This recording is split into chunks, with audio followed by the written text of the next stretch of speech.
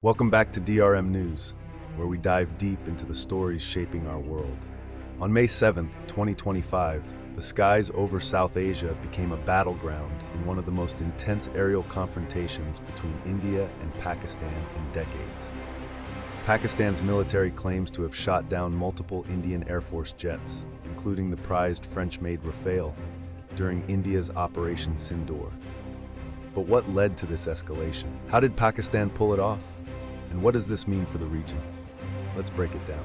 The spark came on April 22, 2025, when a deadly terrorist attack in Pahalgam, Indian-administered Kashmir, killed 26 tourists, mostly Indian nationals. India pointed the finger at Pakistan, alleging the attackers were linked to the Pakistan-based Lashkar-e-Taiba group. Tensions skyrocketed, with diplomatic ties crumbling, borders closing, and both nations ramping up military posturing. India's response? Operation Sindoor, a series of missile strikes targeting 9 alleged terrorist sites in Pakistan and Pakistan-administered Kashmir on May 6-7, 2025.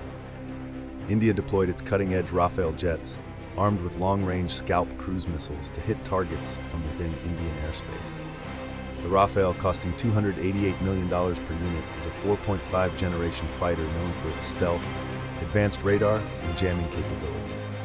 India's 36 Rafales were meant to dominate the skies, but Pakistan had other plans. Pakistan's military, led by Lieutenant General Ahmed Sharif Chaudhry, claimed to have downed 5 Indian jets, 3 Rafales, 1 Sukhoi Su-30 MKI, and 1 MiG-29, plus an Israeli-made IAI Heron drone. Pakistan's Foreign Minister Ishaq Dar stated that Chinese-made J-10C jets, equipped with PL-15E air-to-air missiles, were instrumental in the operation. The J-10C, a 4.5 generation fighter, is Pakistan's answer to the Rafale, boasting advanced avionics and long-range strike capabilities. Additionally, the Chinese HQ-9B surface-to-air missile system, with a range of up to 125 miles, was credited with downing at least 1 Rafale in Pampore, Indian-administered Kashmir. So how did Pakistan achieve this? Let's look at the tactics.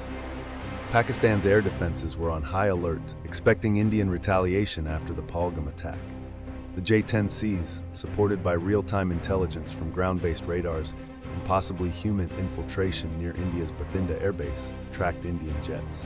Posts on X suggest Pakistan exploited a 30-degree blind spot in the Rafale's Spectra electronic warfare system, allowing J-10Cs to lock on and fire PL-15 missiles.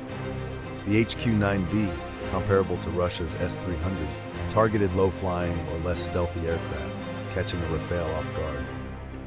Now let's talk about the Rafale's vulnerabilities. Despite its advanced tech, the Rafale isn't invincible. Its high cost limits India's fleet size, and maintenance issues have been reported. Some analysts argue the Rafale's jamming systems struggled against Pakistan's coordinated air and ground defenses, especially the HQ-9B's ability to engage multiple targets. Wreckage found near Bathinda, including a Mika missile launcher, suggests at least 1 Rafale was hit before it could deploy its full arsenal. But here's the kicker. The Mika missile is also used by India's Mirage 2000 jets, so some debris might belong to other aircraft types. Were Indian pilots underprepared? India's Air Force is well-trained, with pilots logging extensive hours on simulators and live exercises. However, the intensity of Operation Sindoor, launched at 1 a.m., with multiple targets, may have stretched coordination thin. Pakistan's Foreign Minister Ishaq Dar claimed Indian pilots showed poor performance, possibly due to fatigue or rushed mission planning. In contrast, Pakistan's pilots, trained on J-10Cs since their induction in 2022, executed precise intercepts, leveraging home turf advantage and real-time data from air defense networks. The aftermath was chaotic. Indian officials admitted 3 jets crashed in Indian territory, with pilots injured but safe. Crash sites in Akhnur, Jammu and Kashmir, and Akali Kurd, Punjab, showed mangled wreckage, some marked with French insignias. Pakistan's claims of 5 jets downed remain unverified, but a French intelligence official confirmed to CNN that 1 Rafale was lost, potentially the first combat loss of this aircraft type. Social media buzzed with images of debris, including a vertical stabilizer marked Rafale BS-001, India's first Rafale jet. Pakistan's dominance in this clash came from preparation and technology.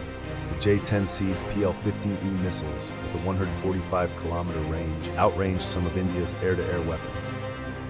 The HQ-9B's integration with Pakistan's air defense network created a lethal trap for incoming jets. India's defense ministry insisted the strikes were measured and non-escalatory, targeting only terrorist infrastructure. But Pakistan reported 31 civilian deaths, fueling calls for retaliation. Prime Minister Shehbaz Sharif called the strikes an act of war, vowing a response. So what failed for India? It wasn't just the Rafale's tech or pilot skill. It was Pakistan's layered defense strategy. The combination of J-10C jets, HQ-9B missiles, and real-time intelligence overwhelmed India's strike package. Questions linger. Did India underestimate Pakistan's capabilities? Was the Rafale overhyped? And with both nations nuclear armed, where does this escalation lead? Let us know your thoughts in the comments below. And don't forget to like, subscribe, and hit that notification bell for more updates.